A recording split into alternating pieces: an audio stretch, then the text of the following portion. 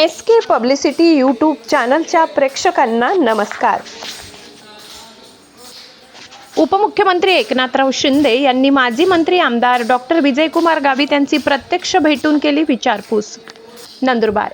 व्यस्त व नियोजित कार्यक्रमातून वेळ काढून उपमुख्यमंत्री एकनाथराव शिंदे यांनी मुंबईतील रिलायन्स समूहाच्या रुग्णालयात जाऊन राज्याचे माजी आदिवासी विकास मंत्री तथा विद्यमान आमदार डॉक्टर विजयकुमार गावित यांच्या प्रकृतीची विचारपूस केली.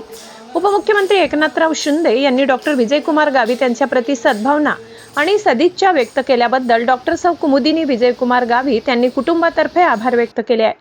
काही आठवड्यापूर्वी हृदयविकारामुळे माजी मंत्री डॉक्टर विजयकुमार गावित यांना नाशिक येथील किम्स मानवता हॉस्पिटलमध्ये तातडीने दाखल करण्यात आले होते.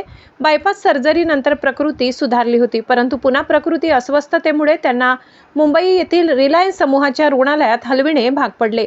त्या पार्श्वभूमीवर आज दिनांक 4 मार्च रोजी उपमुख्यमंत्री एकनाथराव शिंदे यांनी रुग्णालयात भेट दिली. प्रत्यक्ष भेटून त्यांनी डॉक्टर विजयकुमार गावित यांचा उपचार व्यवस्थेची माहिती घेतली.